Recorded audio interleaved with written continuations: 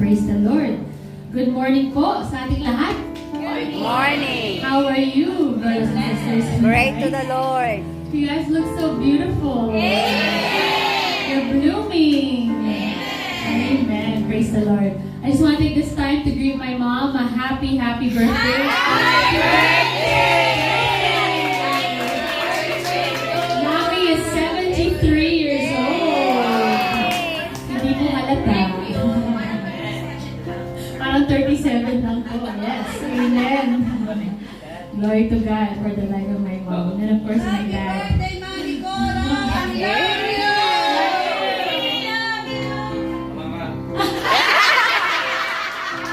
Oo nga naman, kasi one na sila eh. Flash. Isang celebration of God's goodness talaga sa buhay po ng mommy. Ni mommy and of course, ni daddy rin kasi one nga sila. Amen. Thank you, Lord.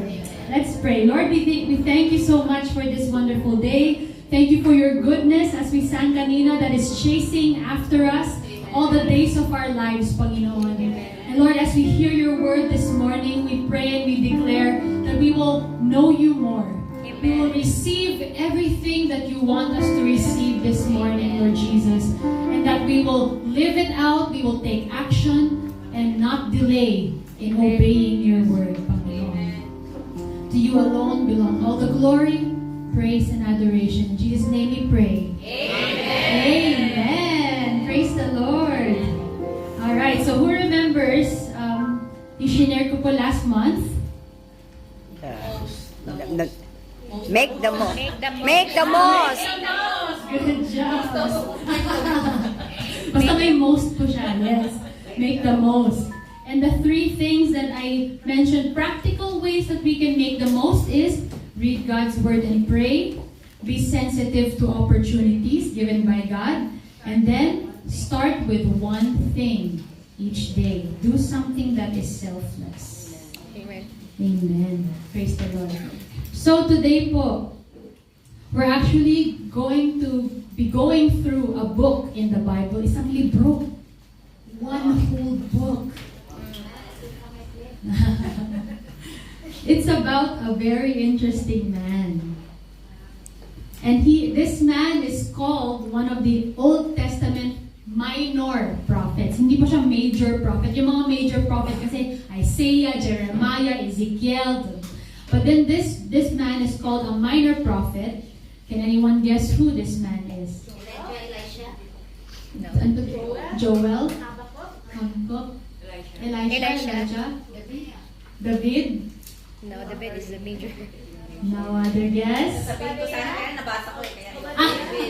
Kaya Alam niyo po ito. Zephaniah? Sirit na po? Alright! Jonah! Yes! Just 3 books.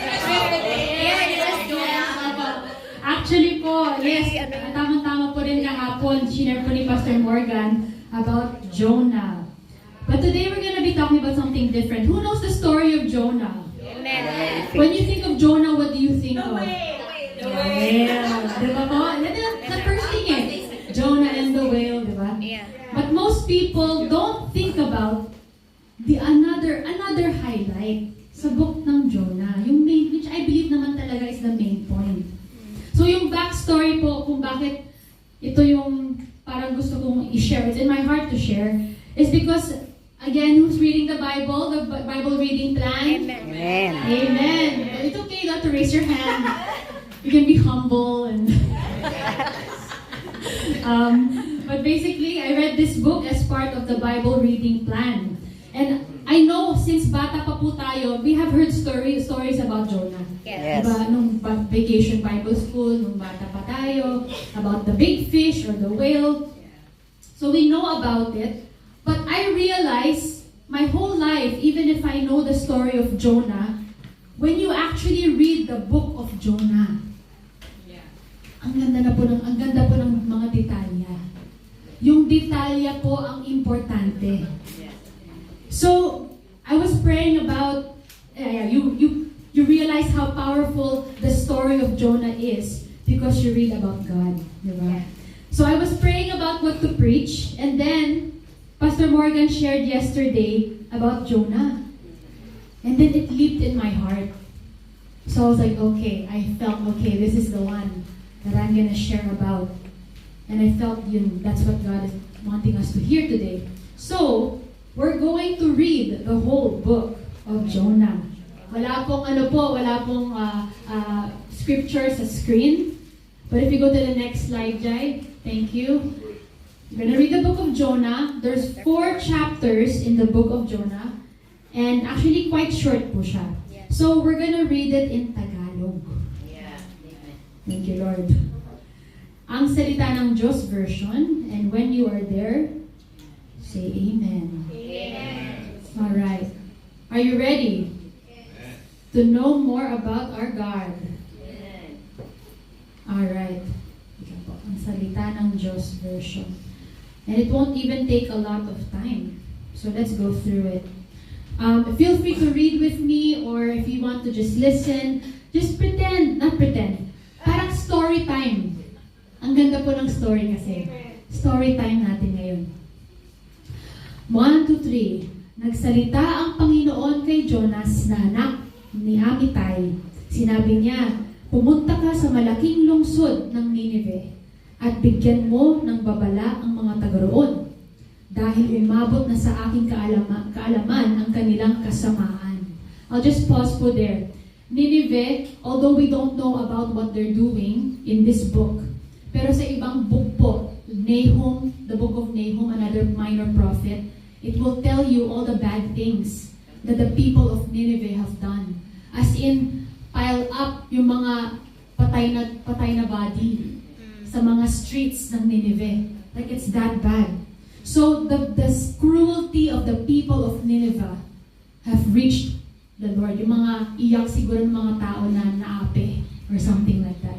It reached the Lord. Kaya he called Jonah to go to them.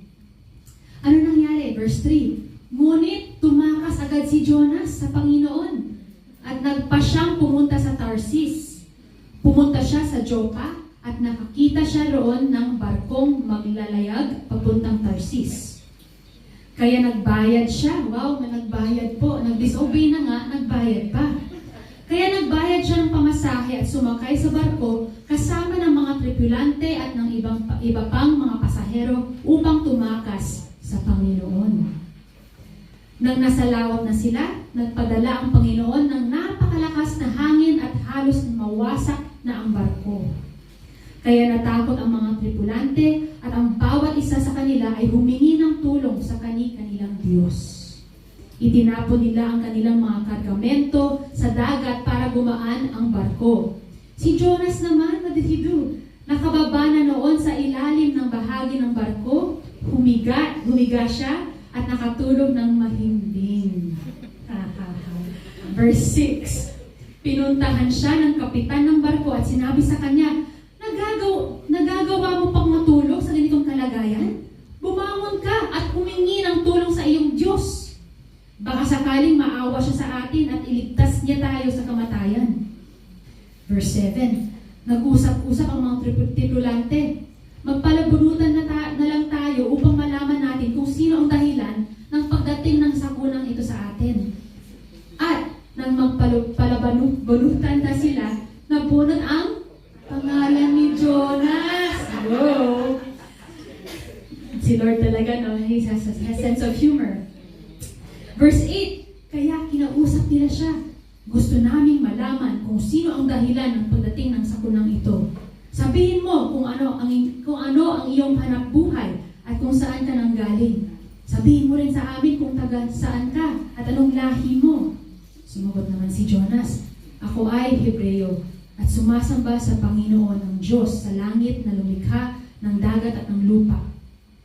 Verse 10. Kaya lubhang natakot ang mga tripulante dahil sinabi na sa kanila ni Jonas na tumatakas siya sa Panginoon. So alam nila. Sinabi nila sa kanya, ano itong ginawa mo? Verse 11. At nang lalo pang lumakas ang hangin, sinabi ng mga tripulante kay Jonas, ano ang gagawin namin sa iyo para kumalma ang dagat at nang makaligtas kami sa kapahamakan? Sumagot naman si Jonas sa kanila, Buhatin ninyo ako at ihagis sa dagat at kakalma ito. Sapagkat alam kong ako ang dahilan kung bakit dumating ang napakalakas na hangin na ito. Alam ni Jonas pala. Okay? Verse 13. Pero hindi nila sinunod si Jonas. Sa halip, sinikap ng mga tripulante na sumagwan papunta sa dalampasigan. Ngunit nahirapan sila dahil lalo pang lumakas ang hangin. Aya. Diba parang movie po, diba? Verse 14. Kaya tumawag sila sa Panginoon. Hindi na sa mga Diyos-Diyosan nila. Sa Panginoon na. Sinabi nila, O Panginoon, nakikiusap po kami sa inyo. Huwag niyo kaming hayaang mamatay dahil sa gagawin namin kay Jonas.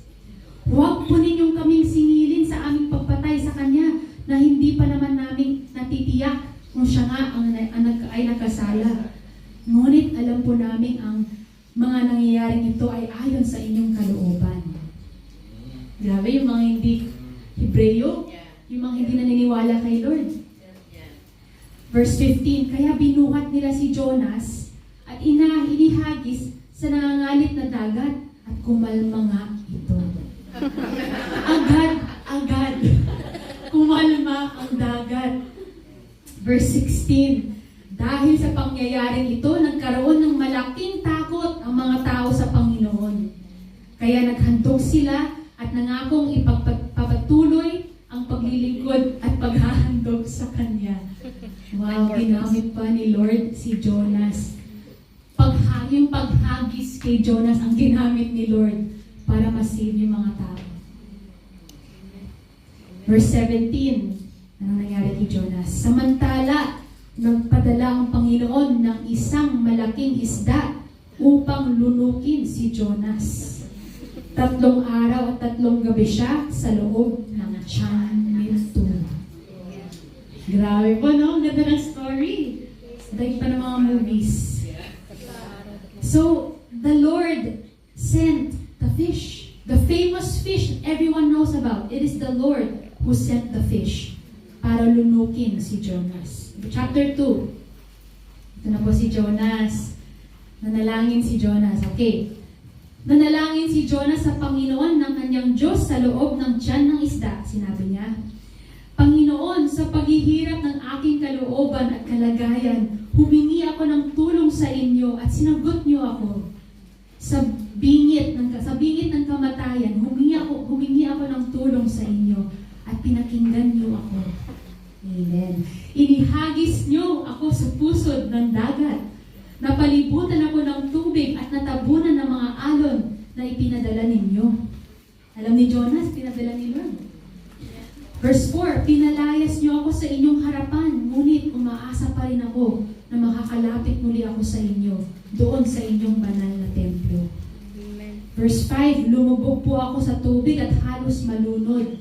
Natabunan ako ng tubig at napuluputan ako ang ulo ko ng mga halamang dagat. Lumubog ako hanggang sa pinakailalim ng dagat at parang ikinulong sa kailaliman ng lupa magpakailanman. Ngunit, kinuha niyo ako sa kailalimang iyon, o Panginoong kong Diyos. Verse 7, nang malapit na akong mamatay, tumawag ako sa inyo, Panginoon, at pinakinggan niyo ang dalangin ko doon sa inyong banal na templo. Ang mga taong sumasamba sa mga walang kwentang Diyos-Diyosan ay hindi na tapat sa inyo, ngunit maghahandog ako sa inyo ng may awit ng pasasalamat. Tutuparin ko ang pangako ko na maghahandog sa inyo. Kayo po, Panginoon, ang nagliligtas. Verse 10, kaya inutusan ng Panginoon ang isda at iniluwa nito si Jonas sa dalampasigan. Can you just imagine the picture? Jonas is inside the whale, or inside the big fish, and he's just like, Lord! Can you imagine the itsura? Siguro yung fish sa loob. Ano ba yung sound ba? Diba po? It's just so, in a way, cute. I know it's hard to imagine po. Pero it's cute na nasa loob siya ng tiyan ng isda, tapos nag-pray siya, parang na-realize niya eh. All along, alam ni Jonas na siyang dahilan. All along, alam ni Jonas na si Lord ang nagpadala. ng isda, ng bagyo, all along. Kaya alam ni Jonas na dapat siya ang magpakumbaba. Chapter 3. Pumunta si Jonas sa Nineveh. Finally, okay. Verse 1, muling nagsalita ang Panginoon kay Jonas. Sinabi niya, pumunta ka agad sa Nineveh, ang malaking lungsod, at sabihin mo sa mga taga roon ang ipinasasabi ko sa iyo. Pumunta agad si Jonas sa Nineveh ayon sa sinabi ng Panginoon. Malaking lungsod ang Nineveh. Aabutin ng 3 araw kung ito ay lalakaran. Wow. Lalakarin, sorry. Pumasok si Jonas sa lungsod. Pagkatapos ng maghapong paglalakad, sinabi niya sa mga taga roon, may 40 araw na lamang ang natitira at wawasakin na ang Nineveh. So, Jonas was walking around Nineveh. Ito yung sinasabi niya, ito lang. May 40 araw na lamang ang natitira at wawasakin na ang Nineveh. 40 days po. Verse 5, naniwala ang mga taga-Nineveh sa pahayag na ito mula sa Diyos. Wow, naniwala agad. Kaya lahat sila, mula sa pinakadakila hanggang sa pinakaaba, ay nagsuot ng damit na panluksa at nag-ayuno upang ipakita ang kanilang pagsisisi. Sapagkat nang mapakinggan ng hari ng Nineveh ang mensahe ni Jonas, tumayo siya mula sa kanyang trono, inalis ang kanyang balabal. Nagsuot ng damit ng napanluksa at naupo sa lupa. At ito ang pinahayag niya sa buong Nineveh. Ito po yung sinabi ng hari. Ayon sa utos ng hari at ng kanyang mga nakataas na opisyal, walang sinumang kakain at iinom, kahit ang inyong mga baka, tupa o kambing. Magsuot ang mga tao ng damit na panluksa, pati na ang mga hayop, at taimtim na manalangin sa Diyos. Talikuran ninyo ang masamang pamumuhay at karahasang ginagawa ninyo. Ito po ang ganda baka sakaling magbago ang isip ng Diyos at mawala ang kanyang galit sa atin at hindi na niya tayo lipulin. Verse 10. And then you'll see the heart of God here. Nakita ng Diyos ang kanilang ginawa, kung paano nila tinalikuran ang kanilang masamang pamumuhay. Naawa siya sa kanila. At hindi na niya nilipol ang mga taga-Nineveh gaya ng kanyang sinabi noon. Wow. Amen. Wow. Last chapter, chapter 4. Medyo surprising to, ha? Sumama ang loob ni Jonas. First few words pa lang. Sumama ang loob ni Jonas dahil sa papatawad ng Panginoon sa Nineveh at galit na galit siya. Sinabi niya sa Panginoon nang siya ay manalangin, O Panginoon, talagang hindi ako nagkamali nang sabihin ko noong naroon pa ako sa aming lugar, kaawaan mo ang mga taga-Nineveh kung magsisisi sila. Dahil alam ko na mahabagin kang Diyos at mapagmalasakit. Papagmahal ka at hindi madaling magalit at handa kang magbago ng isip na hindi na magpadala ng parusa. Yan ang dahilan. You'll see here, yan ang dahilan kung bakit tumakas ako papuntang Tarsis. Yun palang unang dahilan. Kaya Panginoon, kunin mo na lang ako. Dahil mas mabuti pang mamatay ako kaysa mabuhay. Verse 4. Sumagot ang Panginoon, may karapatan ka bang magalit sa ginawa ko sa Nineveh? Verse 5. Lumabas si Jonas sa lungsod at umupo sa gawing silangan nito.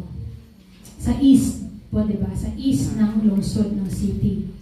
Gumawa siya ng masisilungan at sumilong doon habang hinihintay kung ano ang mangyayari sa lungsod. Can you imagine? Siguro hinihintay niya, hindi, makakasala sila. Makakasala sila. I-judge nila, i-judge sila ni Lord. He was waiting pa. Sinabi na nga ni Lord na hindi na niya ipapunish, i-judge. Wow, okay. Verse 6, pinatubo ng Panginoong Diyos ang isang halaman na lampas tao upang maliliman siya. Grabe, no? At labis namang ikinagalak yun ni Jonas. Verse 7, ngunit kinabukasan, habang maaga pa, ipinakain ng Diyos sa uod ang halamang yon at nalanta ito. Verse 8, pagsikat ng araw, pinaihip ng Diyos ang mainit na hangin mula sa silangan. Halos mahimatay si Jonas nang masikatan ng araw ang ulo niya. Nais niyang mamatay na lang, kaya sinabi niya, mas mabuti pang mamatay ako kaysa mabuhay. Verse 9, sinabi ng Diyos sa kanya, may karapatan ka bang magalit dahil sa nangyari sa halaman? Si Lord talaga. Sumagot si Jonas, oo! Aba! Pinanindigan. Sumagot pa si Jonas ng oo? Oo! Mayroon akong karapatan magalit. Kaya mas mabuti pang mamatay na lang ako. Grabe ko, no? Sinabi sa kanya ng Panginoon, nang hinayang ka nga sa halamang yun na tumubo sa loob ng isang magdamag at nalanta rin agad sa loob din ng isang gabi kahit na hindi ikaw nagtanim o nagpatubo. Verse 11, ako pa kaya ang hindi manghinayang sa napakalaking lungsod ng Nineveh na may mahigit 120,000 na taong hindi man nalalaman kung alin ang tama at ang mali at marami ring mga hayop. Yeah. Mic drop. Kahit yun lang po eh. We don't even have to go further. This book just shows God. Take a think. This is the Old Testament. Okay.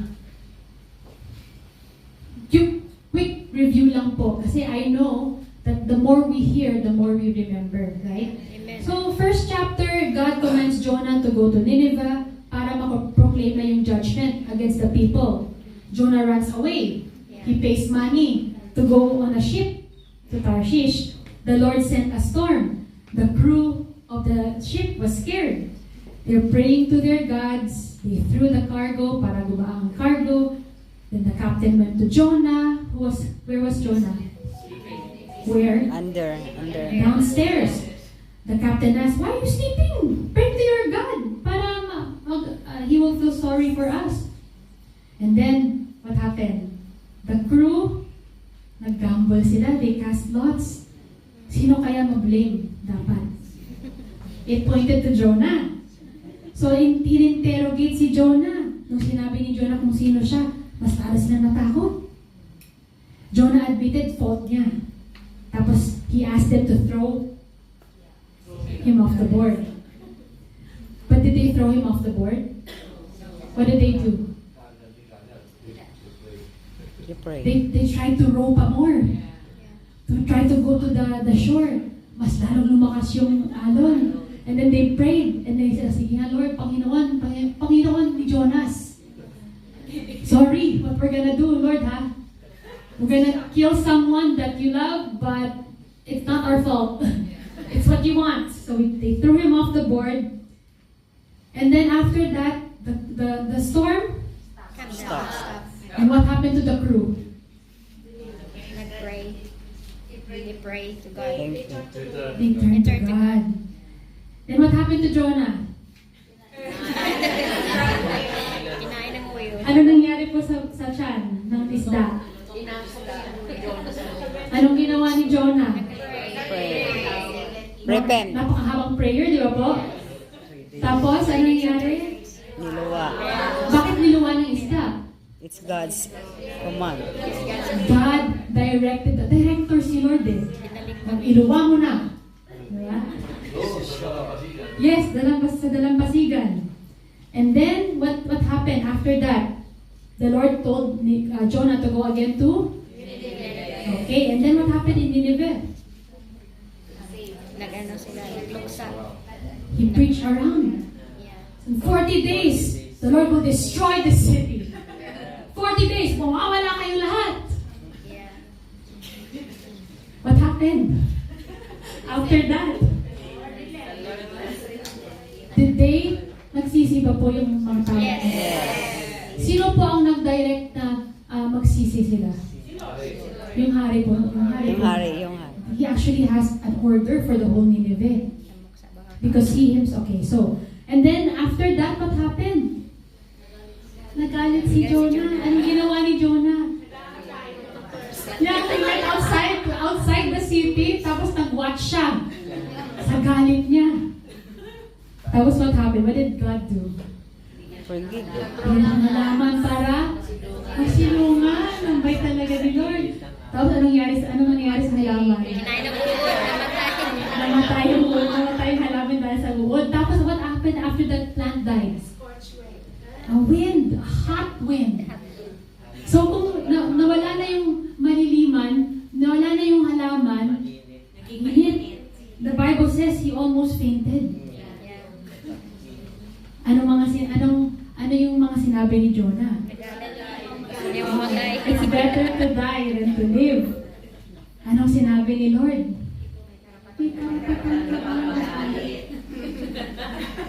Ano?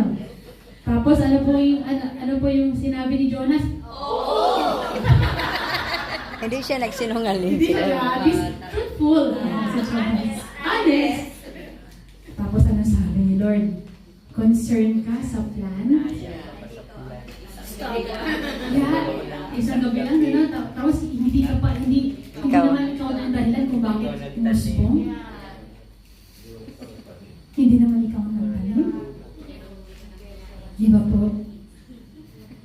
In English, I'm just gonna read it, not the whole thing, just the last few verses. Sabi dito, God said to Jonah, then God sent the hot wind, the sun was so hot, heavy, Jonah was starting to faint, and then Jonah cried out, I'm better off dead than alive. And then God said to Jonah, are you right to be so angry about the plant that gave you shade? Sabi ni Jonah, I have every right to be angry. And I'm so angry I want to die. That's what the English version says. And then there's a side note po eh. Jonah was so mad dahil nawala yung shade. He was so mad that nawala yung shade, pero wala siyang concern sa mga tao na dapat nawala. Amen. Do you want God to have mercy on the people who don't believe in Jesus? Of course. God spared Jonah's life, di ba po? God spared the crew sa ship. And God spared the lives of the people of Nineveh. Kaya sa verse 10, sabi ni Lord, you are concerned with the plant which you did not plant. And you did not do anything, Jonah, to make it grow. It grew one night and then died the next night. If you're concerned about that plant, Jonah, should I, as God, not have concern about the big city of Nineveh, where there are more than 120,000 people who cannot tell their right hand? Ito pa yung literal, yung sa Tagalog, yung sinabi na 120,000 hindi alam ang salita ng Panginoon. Sa English version naman, 120,000 people who cannot tell their right hand from their left. You know what that means? Children. Babies. So there are 120,000 babies in Nineveh. I think there are millions of people in Nineveh. But yung babies, 120,000 kasi sa English, who do not know how to tell their right hand from their left. So God was telling Jonah, you care about that plant. How much more can I care about the 120,000 children in Nineveh who don't even know their right from their Indeed, there could have been millions of people living in Nineveh. And you notice po, no, sa book ng Jonah, yung ending po, it's not about what happened to Jonah. Yeah. It ended with God's question. It ended with God showing His mercy, showing His compassion on a very wicked city na nagrepent.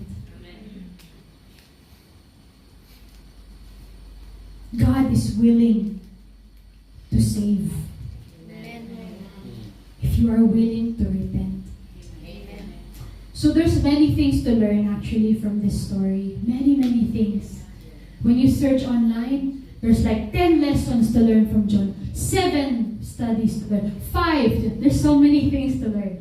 For example, yesterday po, yung share po ni Pastor Morgan, si Daddy po, the fish, the plant, yung title po is The Appointed. Appointed. Because po lahat ng word na ginamit sa fish, sa plant, sa halaman, sa uod, sa hangin, yung ginamit pong word doon is appointed by God. Tinakda. Ang hinirang ng Diyos. So, one thing to learn is the fish, the plant, the worm, the wind were all appointed by God to minister to Jonah. Ang isda, halaman, uod, hangin, lahat ay hinirang ng Diyos upang maglingkod kay Jonah. Minister, right? Maglingkod.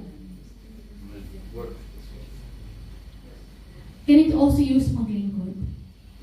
Pwede po, di ba? It can serve Jonah.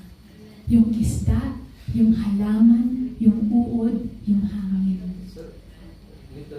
It literally served Jonah. So one lesson here is, may mga halaman ba tayo? May mga uod ba tayo? Mga hangin sa buhay natin? Isda sa buhay natin na pwedeng maglingkod sa atin na hindi natin namamalayan para gamitin sa pag-grow natin. Amen. Pero yung attitude kasi ni Jonah medyo Parang tayo. stubborn, matigas ang ulo, selfish, mayabang, di ba po? Pero if we just see that these things na pinadala ni Lord, kasi it's very clear eh, at sinabi ni Lord, at dinirekta ni Lord yung isda. Di ba po? Clear na clear eh. But these things, God used to talk to Jonah, to chase Jonah. Amen. Your goodness is running out. Amen. Di ba po? But let this be a bagong pananaw. Na lahat ng mga dinadaanan natin, pinagdadaanan natin sa buhay, ay hindi pala problema. To grow. To draw closer to God. Yeah. Hindi pala problema. Ministro pala ni Lord.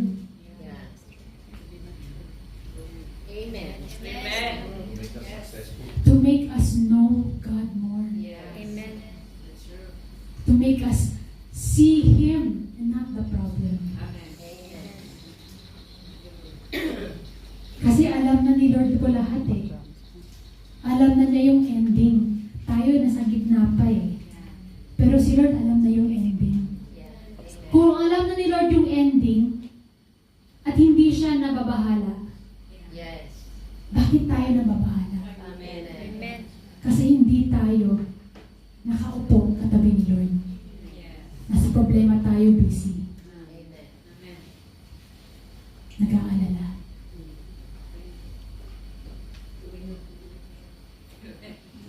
Why not sit with the one who knows the future Amen. instead of worry in the present?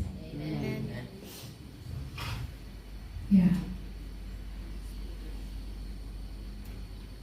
So, do we like this bagong pananaw? Hindi pala problema ang problema. Oportunidad pala. Ano po? Okay, another thing we can learn is huwag tayo tumakbo. Pag may pinapagawa si Lord, huwag tayo tumakbo. Tago. Run to God, not away from God.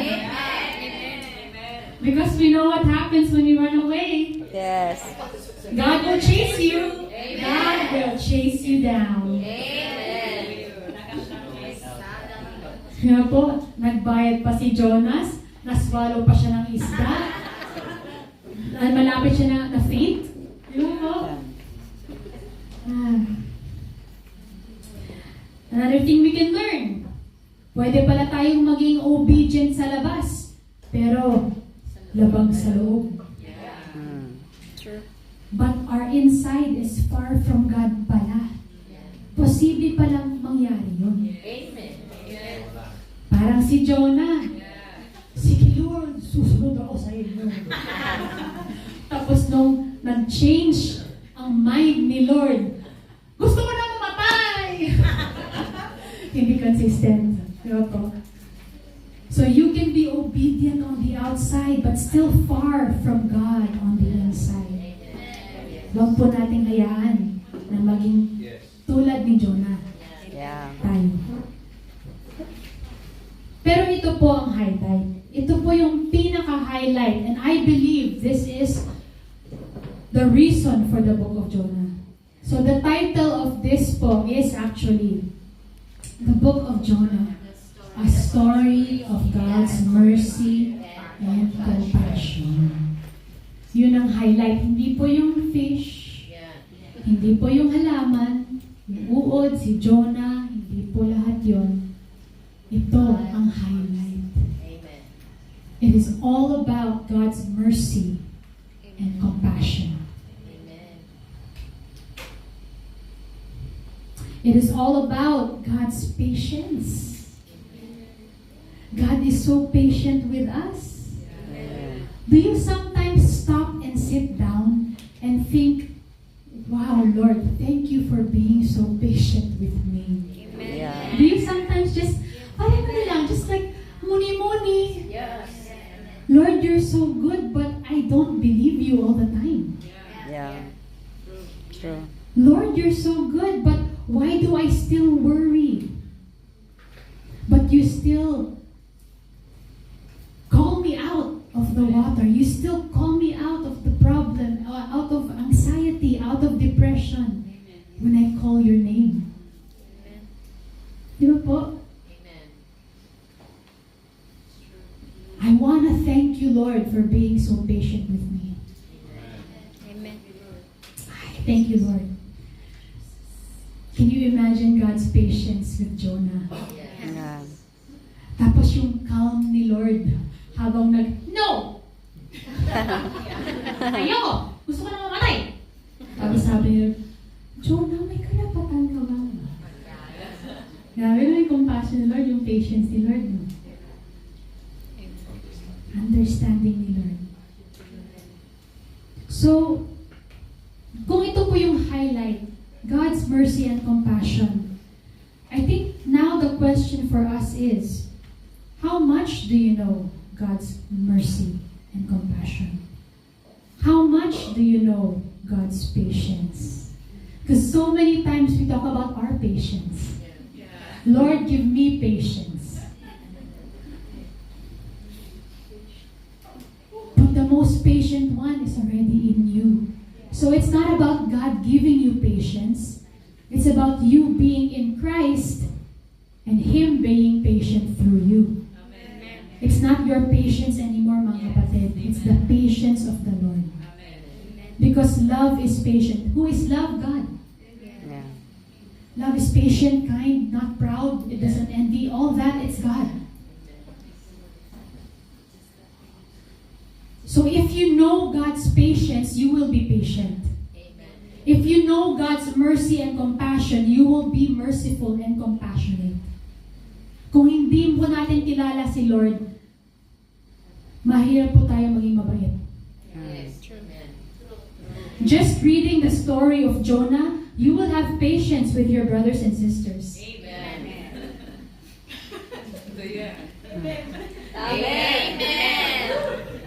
Right? Just reading how God is so patient, it will translate into your life.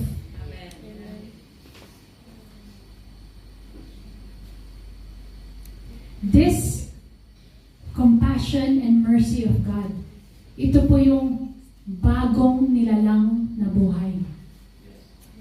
The new creation life, the new man. Who in here is a new creation? Amen. Can you raise your hand proudly? Say, I am a new creation. I'm a new creation. I am not like Jonah. I am not like Jonah. Exactly. Because Jonah is in the old creation. Diba so many people, ay parang talaga si Jonah. No, don't identify with Jonah. He's just an example of the old life. Amen.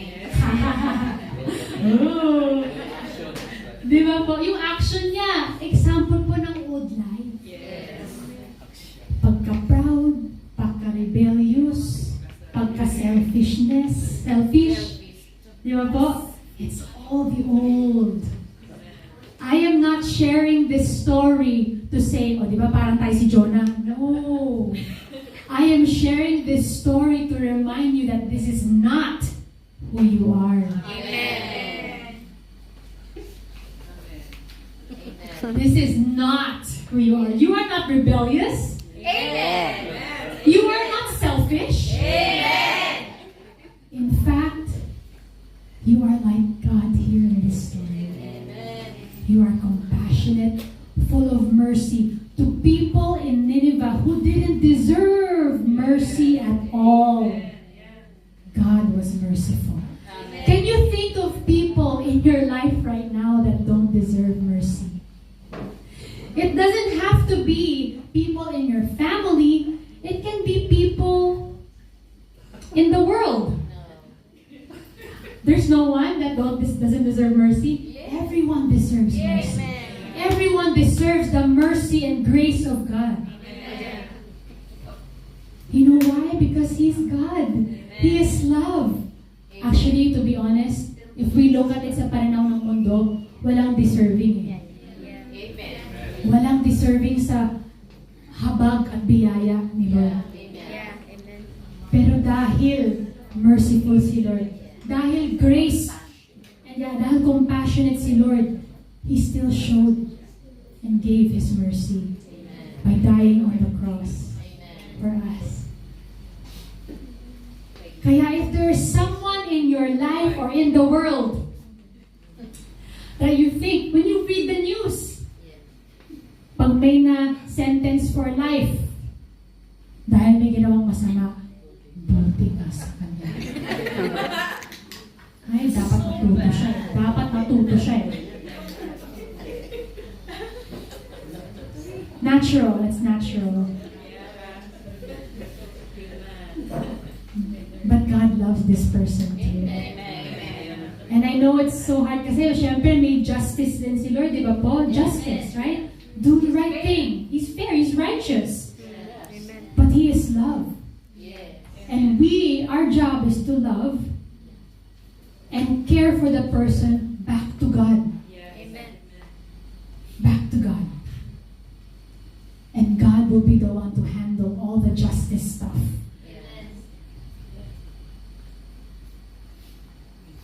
So just a reminder po that the story of Jonah is about God's mercy and compassion, and that we can be merciful and compassionate like our Lord God. Because He is inside of us. So that's why we're not the type na mag-run away. Amen? We're not the type na that we obedient tayo sa labas pero hindi sa loob. Hindi po tayo ganun. Buong puso natin ginagawa. Para kay Lord. Kasi mahal natin siya. Amen. Praise the Lord. Kaya, thank you, Lord, for the story of Jonah. Thank you so much, Lord, for this wonderful morning that we heard your story about your prophet Jonah. And we thank you that we can learn so much from this man But even more, Lord, we thank you that we can learn about your compassion and your mercy. Lord, thank you for reminding us that this is who we are. We are your people who are compassionate and merciful and who love to show it because we are the light of the world. With you shining your light through us, God. We give you thanks, we give you praise. In Jesus' name we pray. Amen.